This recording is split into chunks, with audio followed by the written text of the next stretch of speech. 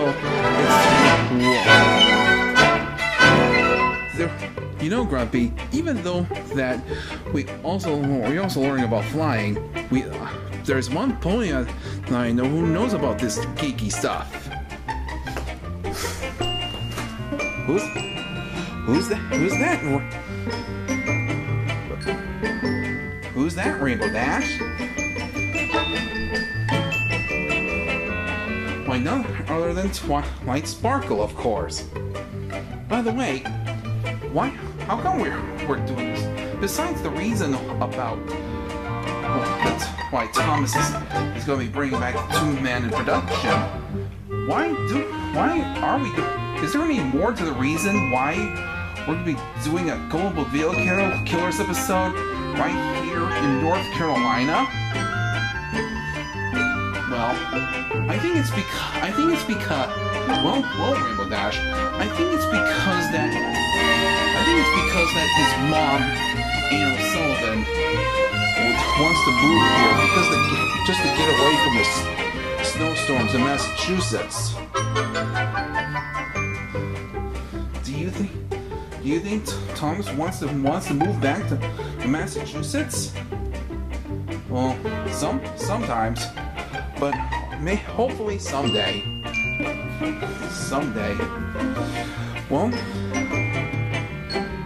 Well, now we got the reasons out of the way. Let's watch more flying. That's great, bro.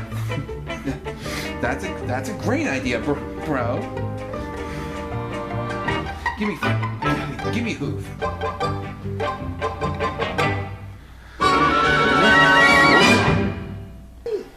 So, you can heat up a balloon filled with air, making it lighter than the air around it. And you can hitch yourself to that balloon and sail off with the breeze. Mm-hmm. That's right. Or you can fill the balloon with something else. See these? What's inside? Well, there's air in this one. That's a mixture of gases. And there's helium in this one. It's also a gas. I'd let him out and show you, but they're both invisible. Helium is lighter than air. Mm-hmm. If you take a balloon and fill it with helium and just let go, it'll take off. That's right. But if you want the balloon to hang in the air, you add a little weight to it. See? Now it's called neutrally buoyant. I call it balanced.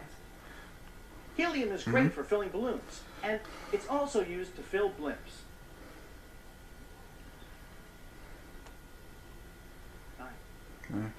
Trini took a ride in a blimp. Alright, we're all set.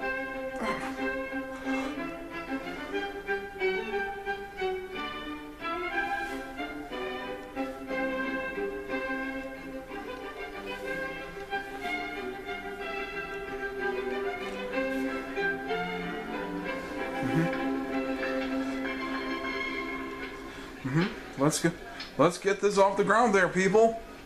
Here we go.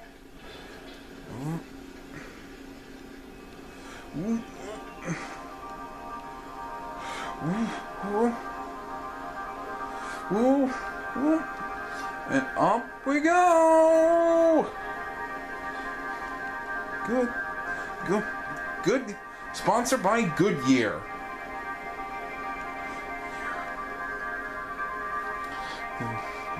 Look at it, go! Oh.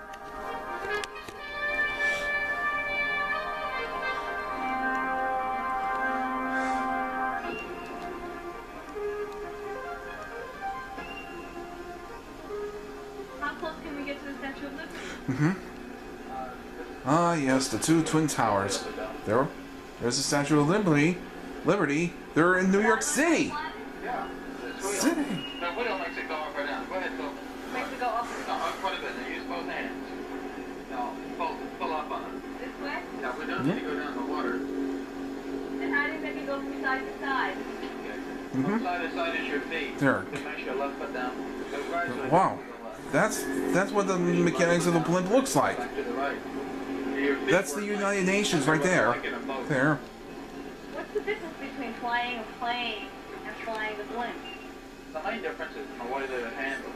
This is very sluggish, very slow, like a canoe trying to fly a boat. Sure, that's how they got the word airship at one point, because it handles more like a ship. Where an airplane reacts very quickly. Mainly due to speed and size. An airplane's flying 100 miles per hour, we're only flying 35. We're going down. We're going down.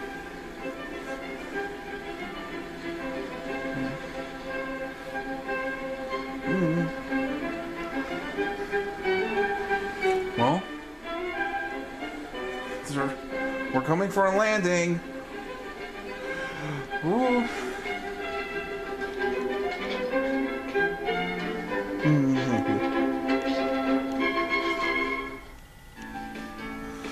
Whee!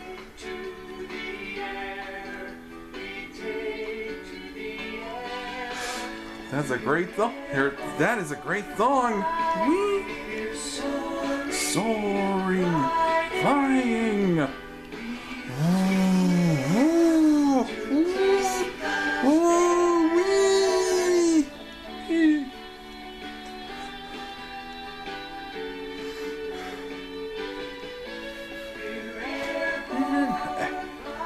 Hig, soaring, flying. Every day. Airborne. Every day.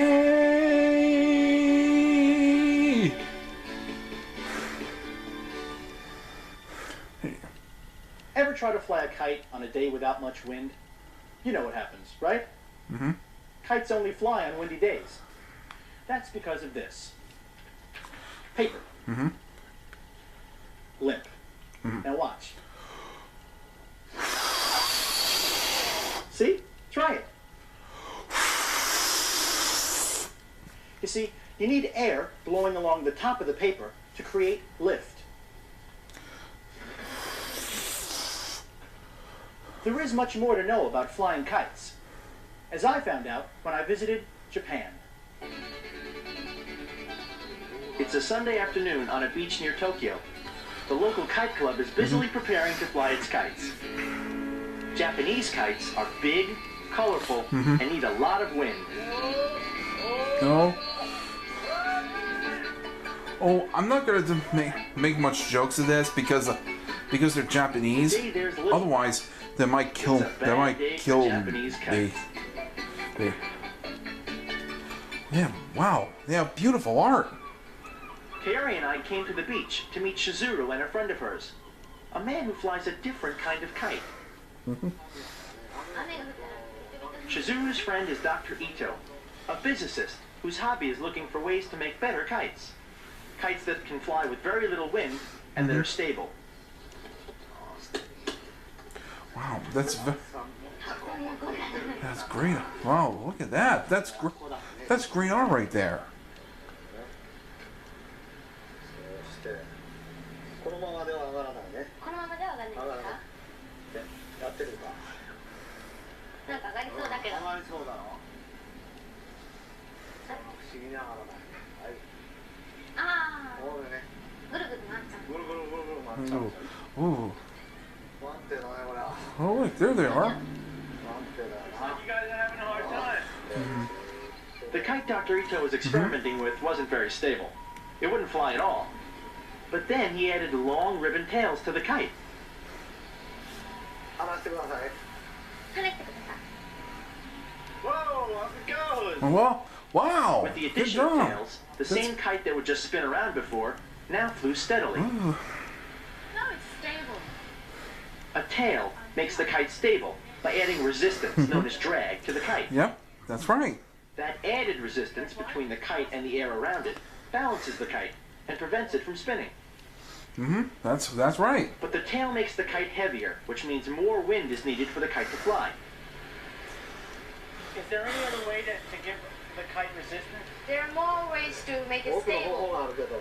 He's going to show us one of the others. これが安定。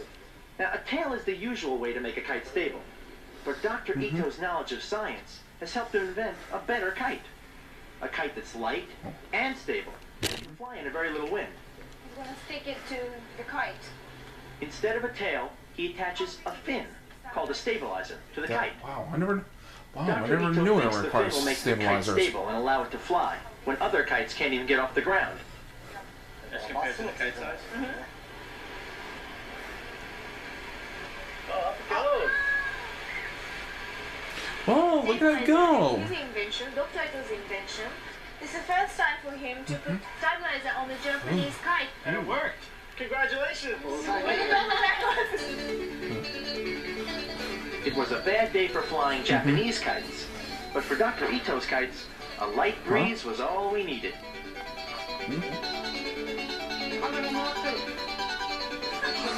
Oh, wow. Oh, hey.